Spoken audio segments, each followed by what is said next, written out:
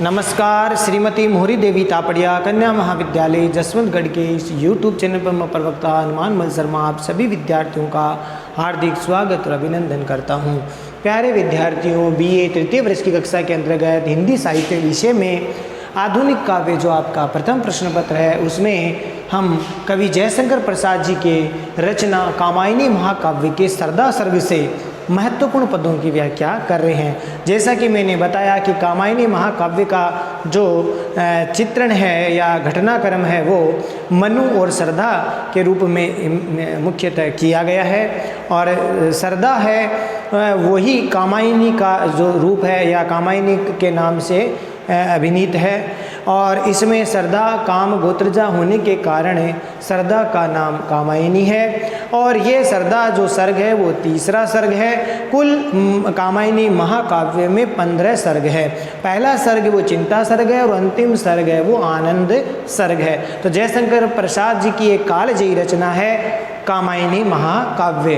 तो इसमें मैंने विगत वीडियो में बताया कि मनु जब सृष्टि में जल प्लावन हो जाता है, जल प्रलय होता है, उसके उपरांत मनु जो है समुद्र के किनारे तट पर बैठे हुए एक तरह से बड़े शिथिल एकांकी जीवन, निराशा से भरे हुआ जीवन है वो जी रहे हैं। और उसी समय सरदा है वो आकर के मनु से उनका परिचय पूछती है, और उस समय सरदा का इस तरह से परिचय पूछना मनु को बड़ा अच्छा लगता है। और उसी संदर्भ में अब आगे देखिए जयशंकर प्रसाद जी की ये रचना आगे पद की ओर देखा वह सुंदर दृश्य नयन का इंद्रजाल अभिराम, कुसुम वैभव में लता समान चंद्रिका से लिपटा घनश्याम, हृदय की अनुकृति बाह्य उधार एक लंबी काया उन्मुक्त मधु पवन क्रीडित ज्यों शिशुशाल सुशोभित हो सौरभ संयुक्त।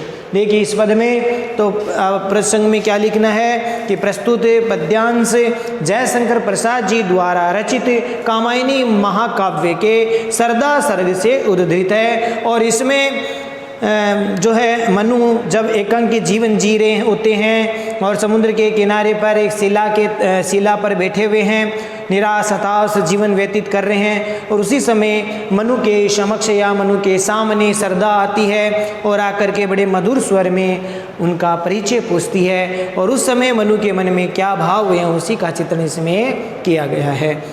तो देखिए और देखा वह सुंदर दृश्य नयन का इंद्रजाल।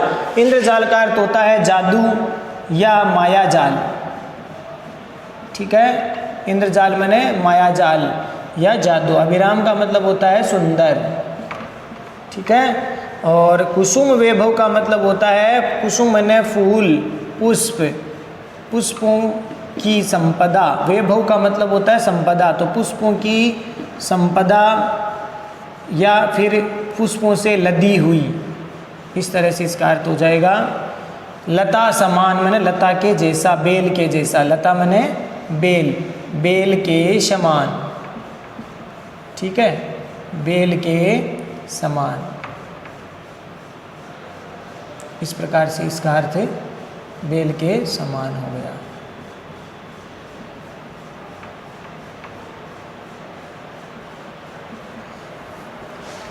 चंद्रिका का अर्थ होता है चांदनी,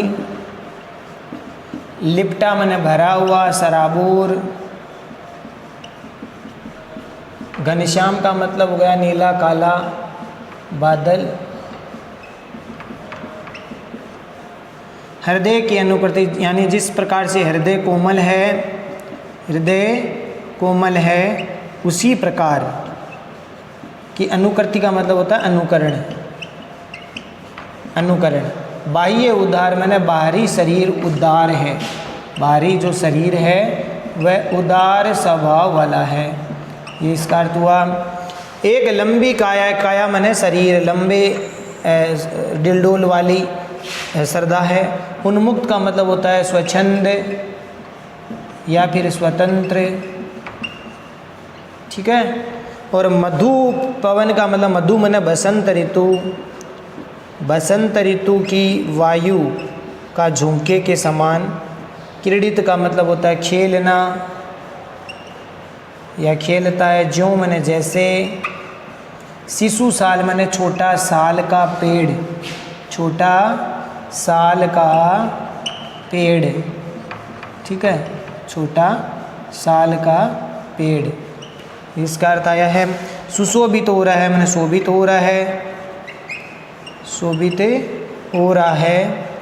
सौरभ संयुक्त माने सुगंध से युक्त, सुगंध से युक्त। अब इसका अर्थ देखिए प्यारे विद्यार्थियों, इस पद का अर्थ हम देखते हैं अब कि मनु ने सहसा अचानक से जब सामने आती है सरदा और मधुर स्वर में प्रश्न पूछती है, उस समय मनु है वह सरदा को देखता है और उस समय सरदा को देख करके किस प्रकार से मनु को लगा है उसका वर्णन देखिए करते हुए कह रहे हैं हम जयशंकर प्रसाद जी कि उस समय सुंदरी सरदा का अचानक से इस प्रकार से सामने आना कैसा लगा। और देखा वह सुंदर दृश्य नयन का इंद्रजाल अभिराम, यानी सरदा को इस प्रकार से अचानक सामने आया हुआ देख करके मनु को अपने नेत्रों में जैसे कोई इंद्रजाल का सुंदर इंद्रजाल के समान दृश्य दिखाई देने लगा। सरदा का इस प्रकार से सामने आना इंद्रजाल के समान उसकी आंखों को बड़ा ही सुंदर लगा, अच्छा लगा, ऐसा दृश्य लगा।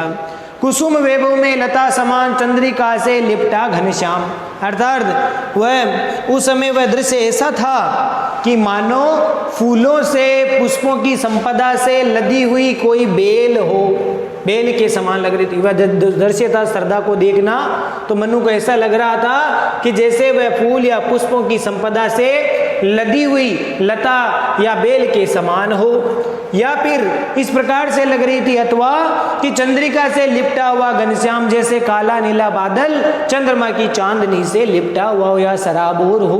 तो यहाँ उपमा दी गई है जिसके समान कि फूलों से लदी हुई बेल के समान अथवा काले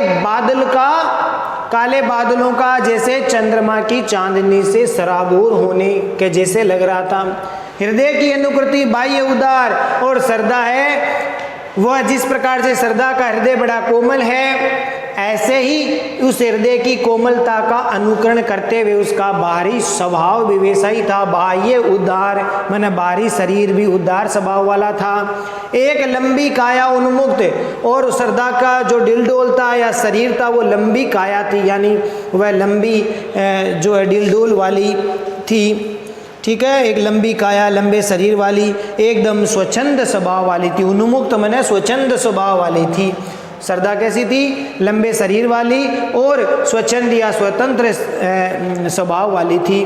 और उसको देख करके ऐसा लगता था जैसे मधु पवन क्रीडित जूं शिशु साल, जैसे कोई वसंत ऋतु के झोंकों से जैसे छोटा साल का पेड़ जैसे लहरा रहा हो, जैसे बसंत ऋतु की हवा से छोटा साल का पेड़ है वो उस हवा के झोंके से लहरा रहा हो, उसी प्रकार से सरदा का शरीर है वो सुशोभित हो, सौरभ संयुक्त अर्थात सुगंध से युक्त होकर के सुगंध से युक्त सुशोभित होकर के लहरा रहा था उस हवा में झोंका से, उस हवा के झोंके से उसका शरीर पवन के स्पर्श से लहरा रहा था। जैसे बसंत ऋतु की हवा से छोटा शिशु का साल अर्थात छोटे साल का वृक्ष लहराता है, उसी प्रकार से उस पवन के स्पर्श से उसका शरीर लहरा रहा था, ठीक है, हिल रहा था, इस प्रकार से लग रहा था। बड़ा सुंदर यहाँ पर जो मनु का भाव यहाँ पर प्रकट हुआ है। विशेष वाले पॉइंट में देखिए आपको क्या लिखना है कि एकांकी मनु के सामने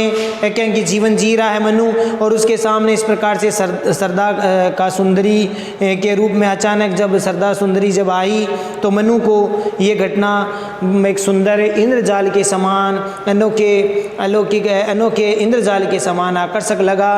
और चंद्रिका से लिपटा घनश्याम यहाँ पर सरदा का मुखमंडल है उसके रूप में यहाँ पर उपमित किया गया है। नीला आवरण, उसने जो नीले वस्त्र धारण कर रखे हैं चामर के, और उसको घनश्याम यहाँ पर उपमित किया गया है। उसका जो गौर वर्ण है सरदा का वो चंद्रिका से लिपटा हुआ उसका मुखमंडल है। अनुप्रास, उपमा, उत्प्रेक्षा अलंकार का प्रयोग इसमें हुआ है। अनुप्रास, उपमा, उत्प्रेक्षा और परिकरा अलंकार का प्रयोग इसमें परिकरांकुर अलंकार का प्रयोग इसमें किया गया है, ठीक है, ये सब अलंकारों का प्रयोग इसमें किया गया है। भाषा तत्सम तद्भव शब्दावली से युक्त है। तत्सम प्रधान शब्दावली से युक्त है, खड़ी बोली हिंदी का प्रयोग किया गया है और छंद की यति गति उचित है। ये आप विशेष वाले पॉइंट में लिख देना। तो आशा करता हूँ प्यारे विद्यार्थियों ये कामायनी महाकाव्य के सरदा सर्ग से ये पद आपको ठीक से समझ में आ गया होगा।